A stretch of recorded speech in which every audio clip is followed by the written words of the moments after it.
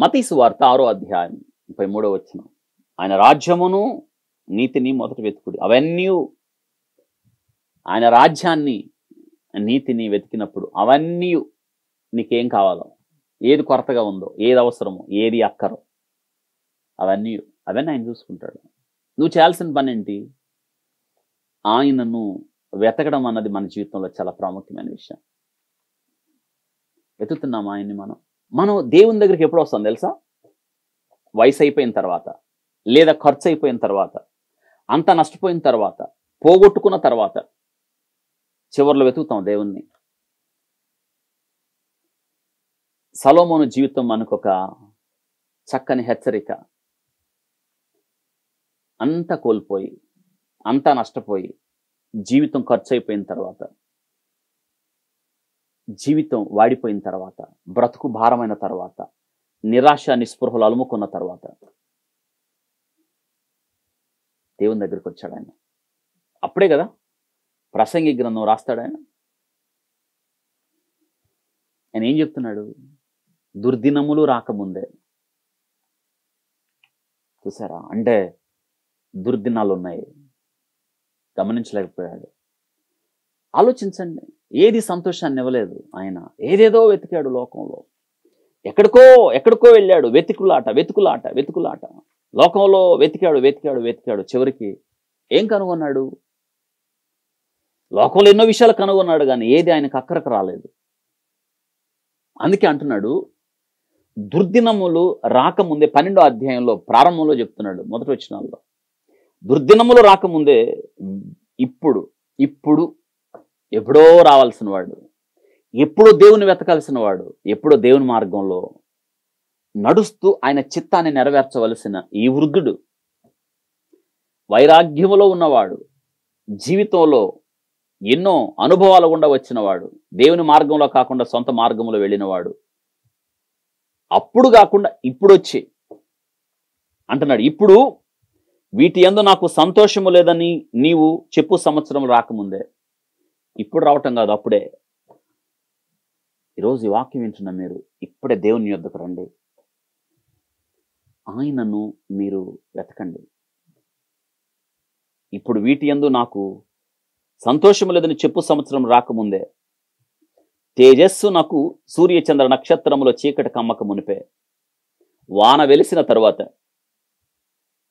మేఘములు మరలా రాకముందే, నీ బాల్య దినములు యందు నీ సృష్టికర్తను స్మరణకు తెచ్చుకును. అంటే ఏంటి అర్థం? నీ బాల్య దినాలు ఎందే, నీ ప్రారంభ దినాల్లో, నీ జీవిత మొదట్లోనే. దాని అర్థం అది. ఆయన్ని మనం వెతకాలి. వెతుకుతున్నామా? రండి ఆయన దగ్గరికి. నీ జీవితానికి అర్థం, నీ జీవితానికి సార్థకత, యోగ్యత, ఆధిక్యత, ఔన్నత్యం, గొప్పతనం, స్థితి ఏం కావచ్చు. ఎక్కడుంది? లోకంలోనా? లేదా నువ్వు వెతికి ఒకవేళ పొందుకున్న వాటిలోనా? లేదు, జీవితం కోల్పోకముందే, ఖర్చు అవ్వకముందే, నష్టపోకముందే. ఇప్పుడు చాలా మంది, ఇప్పుడు సొలొమోను ఏం చెప్తున్నాడు? అంతా పోయింది, బలం పోయింది, శక్తి పోయింది, దేవుడిచ్చిన యోగ్యతలు, దేవుడిచ్చిన జ్ఞానం అంతా పోయింది. అంత పోగొట్టుకొని నష్టపోయి, తన కన్ను తనకు చెప్పినట్టు చేసి, వ్యర్థ సంచారాలు చేసి అంతా కోల్పోయి ఇప్పుడొచ్చి అంటాడు, వీటి యందు నాకు సంతోషం లేదు. సంతోషం ఎక్కడొస్తుందని తెలుసుకున్నాం? ఆయన వెతుకు వారి హృదయములో ఆయన సంతోషాన్ని విత్తుతాడు. ఆయన దగ్గర తప్ప సంతోషం ఎక్కడుంది? అదే కదా చదువుతున్నాం మనం. ఆయన రాజ్యమును, ఆయన నీతిని మనం మొదట వెతకాల్సిన వారు అయ్యాం. ఇప్పుడు అర్థమైందా స్పష్టంగా మీకు? అంత అయిపోయిన తర్వాత వచ్చాడు. మొదట ఆయన మనకి, మొదటే ఆయన్ని వెతికితే ఏం కావాలి? జీవిత ప్రారంభాల్లో, ఈ బాల్య దినాల యందు సృష్టికర్తను స్మరణకు తెచ్చుకో. లోకాన్ని రుచి చూడకముందే దేవుని రుచి చూడు, లోకాన్ని చూడకముందే దేవుణ్ణి చూడు. ఇదే కదా కావాలి. మొదట మనకు ఆయన మన జీవితానికి ఆయన సర్వస్వమై ఉన్నాడు. గుర్తుందా? సారెపతు విధవరాలతో ఏలియా అన్నాడు, మొదట నాకు అప్పం తీసుకురా, మొదట, తర్వాత నీకు నీ కుమారునికి అప్పమ్ములు చేసుకో, మొదట నాకు అంటే దేవునికి. ఆయన్ని మొదటగా మనం వెతుకుతున్నామా? ఇప్పుడు మీరేం చేస్తున్నారు? మీ వయసు ఎంత? దేవుడు మిమ్మల్ని ప్రేమించి మీకు ఇచ్చింది ఏంటి? ఇప్పుడు ఒకసారి ఆలోచించండి. దేవుని కొరకు మీరు బ్రతికిన సంవత్సరాలు ఎన్ని? ఆయన్ని వెతుకుతూ ఆయన కొరకు మీరు ఖర్చు పెట్టింది ఎంత? ఆలోచించండి ఒకసారి. ఇవి ఇలా ఉండాలి మన లెక్కలో. మనం ప్రతిసారి ఏ లెక్కలు వేస్తాం?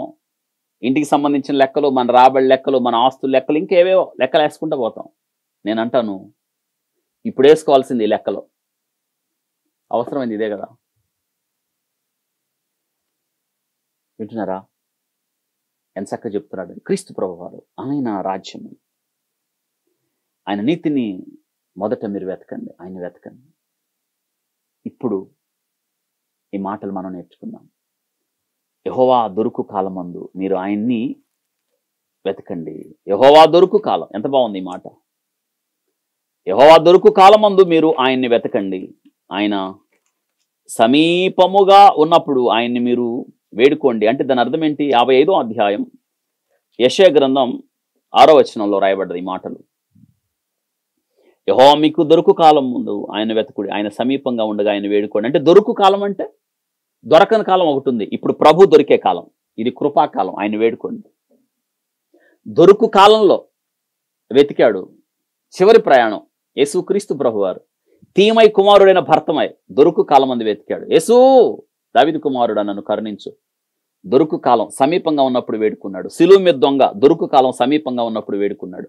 10 మంది ఆయన సమరయ మార్గాన్ని వెళుతున్నప్పుడు కుష్ఠరోగులు ఆయన సమీపంగా ఉన్నప్పుడు యేసు ప్రభువా మమ్మల్ని కరుణించమని వేడుకున్నారు. దొరుకు కాలము సమీపంగా ఉన్న కాలం.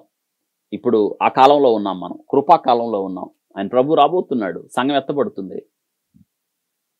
ఇంకా ప్రభు సువార్త అందదు, దొరకని కాలం అది. అందుకే ఇది మిక్కిలి అనుకూల సమయం, ఇది రక్షణ దినం. ఆయన వెతకండి.